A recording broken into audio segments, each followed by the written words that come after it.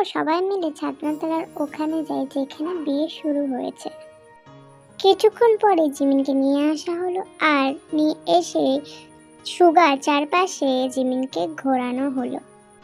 এরপর শুভ দৃষ্টি, মালা বদল আর যা যা রিচুয়াল ছিল সেগুলো করা হলো। পরিশেষে সিঁদুরদানের মাধ্যমে বিবাহ সম্পন্ন হলো।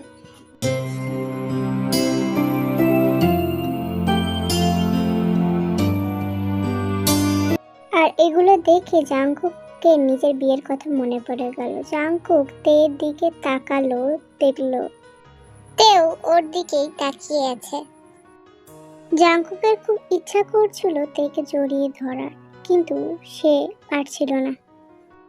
বিয়ের পর্ব শেষ হলেই সবাই খেতে যায়। খাওয়ার পর ছোটরা বাসর রাত জাগবে বলে জেদ করলে বড়রা যে যার মতন রুমে চলে যায়। বাসর ঘরে বসে আছে জিমিন, সুগা, বোগাম, তে, জাংকুক। শুরু হলো বাসর রাত জাগা। একে একে সবাই গানের লড়াই শুরু করলো। প্রথমে সুগা গান ধরলো। সুগা প্রথমে গান গাইতে চাইছিল না, কিন্তু সবার জোরাজোরিতে ও গান গাইতে বাধ্য হলো। দিন শুরু তোর কথা, তুই ছাড়া নামি না রাত, চাঁদ থেকে উড়েছে মন, পড়েছে মন, যা ছিল আমার সবই তোর হাতে। আজ আমায় স্বপ্ন দেখাবি, এক নতুন গল্প শোনা দিয়া, তুমি সে কল্পনায়। জিজু, এবার তুমি গান গাও। হ্যাঁ জাংকুক, এবার তুই গান গা। আমি আমি আবার কেন?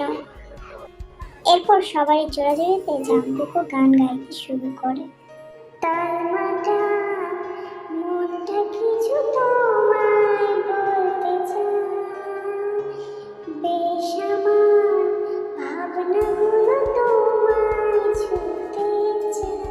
আমি শুধু চেয়েছি তোমায়, আমি শুধু চেয়েছি তোমায়, আমি শুধু চেয়েছি তোমায়, আমি শুধু চেয়েছি তোমায়।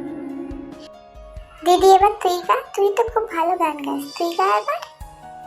না জিমিন, আমি গান করব না। নাতে আমাদের রিকোয়েস্ট, তুমি একটা গান গাও প্লিজ। এরপর তেও গান গাইতে শুরু করে। তুমি কি জানো কেউ আড়ালে বসে তোমাকে জীবন দিয়ে ভালোবাসে। তুমি কি জানো কেউ আড়ালে বসে তোমাকে জীবন দিয়ে ভালোবাসে। তার মনের যত কথা, তার গোপন প্রেমের ব্যথা, তার মনের যত কথা, তার গোপন প্রেমের ব্যথা বলে যায় আমার গান, আজ বলে যায় আমার গান। তের গানটা শুনে জাংকুকের মনে একটা প্রশান্তি জাগে, আর তের মনে জাংকুকের গান শুনে এক আলাদা অনুভূতি জেগেছে। জাংকুক যে এত সুন্দর গান গাইতে পারে সত্যি তে জানতো না। এরপর বোগামকে গান গাওয়ার জন্য সবাই যোগাযোগ করতে থাকে, কিন্তু বোগাম বলে ও গান পারে না, তাই ও গান গায় না। এরপর হাসি মজা করতে করতে ভাসর রাতটা খুবই ভালোভাবে এনজয় করে সবাই।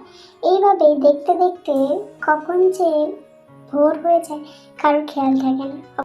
ভোরতে সবারই চোখ লেগে যায়, তখন সবাই ঘুমিয়ে পড়ে একসাথে এক রুমে। সকাল হতেই কালকে সেই উৎসবমুখর বাড়িটা আজ যেন নিশ্চুপ হয়ে গেছে। সবাই চুপ করে আছে, কষ্ট হচ্ছে, কারণ বাড়ির আদরের মেয়ে আজ শ্বশুর বাড়ি চলে যাবে। দেখতে দেখতে যাওয়ার সময় এসে উপস্থিত হয়। যাওয়ার সময় জিমিন প্রচন্ড কান্না করেছে তেকে ধরে, তেও ওকে খুব সামলেছে। কিছুক্ষণ পর ওরা তারপর জিমিনকে গাড়িতে তোলা হয়। সুগাও গাড়িতে আছে, জাংকুকও গাড়িতে উঠেছে। তেকেও বাড়ি যেতে হচ্ছে, কারণ মেয়ের সাথে কেউ একজন তো যাওয়া উচিত। সেই কারণে শেষ পর্যন্ত সবার জোড়াজুড়িতে বাধ্য হয়ে ও বাড়ি যাচ্ছে। জাংকুক এতে খুশিই হয়েছে, আর জাংকুক জানে জিন দেখে দেখে কতটা খুশি হবে। এরপর সবাই ওই বাড়ির দিকে, জাংকুকদের বাড়ির দিকে রওনা হয়। ও বাড়ি পৌঁছাতে পৌঁছাতে দুপুর হয়ে যায়। দুপুর হয়ে ওই বাড়িতে পৌঁছাতেই জিন বরণডালা নিয়ে সুগা আর জিমিনকে বরণ করে ঘরে তোলে। বরণ শেষে জিমিন দুধে আলতায় পা দিয়ে বাড়ির ভিতরে প্রবেশ করে। এরপর ইয়নমিন বাড়ির ভিতরে প্রবেশ করার পরেই তে, জাংকুক এবং বাকি সবাই বাড়ির ভেতরে প্রবেশ করে। জিন প্রথমে খেয়াল না করলেও পরে দেখে দেখে অবাক হয় আর অনেক ইমোশনাল হয়ে যায়, আর দেখে ধরে কাঁদতে লাগে। কিরে মা, এই মাটার কথা অবশেষে মনে পড়লো তাহলে তোর? কোথায় গেছিলে আমাদের ছেড়ে? কত খুঁজেছিস জানিস? কোথায় গেছিলে? আরে জিন ছাড়ো না, সবে তো মেয়েটা এসেছে আর তুমি আসতে নাচতে শুরু করে দিয়েছো। আচ্ছা তুই মা বল, তুই কেমন আছিস? আমি ভালো আছি বাবা, আপনি কেমন আছেন? এরপর তে আর এম কে, তারপরে জিনকে প্রণাম করে। আচ্ছা মা, এবার তাহলে তেকে ওপরে যেতে দাও। হ্যাঁ যা মা যা, তুই জিমিনের রুমে আজকে থাকবি, আজ তো কাল রাত্রি। এরপর জিন জাংকুককে বলে জিমির রুমটা দেখিয়ে দিতে। দেখে এরপর জিনের কথা মতন জাংকুক তেকে জিমিনের রুম দেখানোর জন্য ওপরে নিয়ে যায়। তে এ বাড়িতে প্রবেশ করার পর থেকে তের পুরনো সব স্মৃতিগুলো মনে পড়তে শুরু করে। তে এই বাড়িতে প্রথম প্রবেশ করা, বিয়ে হয়ে আসা সব ঘটনা মনে পড়তে শুরু করে। আর এইসব ভাবতে ভাবতেই তের অজান্তে কখন তের চোখ দিয়ে দু ফোঁটা জল গড়িয়ে পড়েছে ও নিজেও জানে না। তখনই জাংকুক তেকে কিছু বলতে যাবে, তার আগেই তে নিজের চোখে জলটা আড়াল করে মুছে নেয়।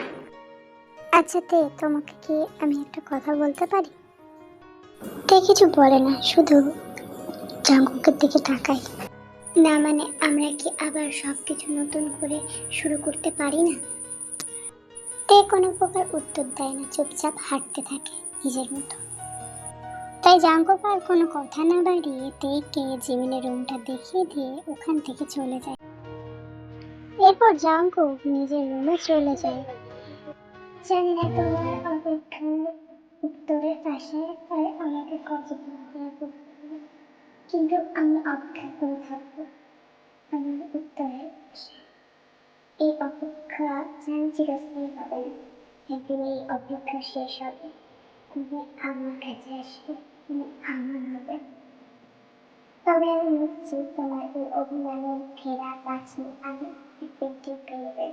তুমি নিচে আমাকে বলবে জাংকুক আমি বলতে ভালোবাসি, আর আমি সেই দিনটি দীর্ঘ অপেক্ষায়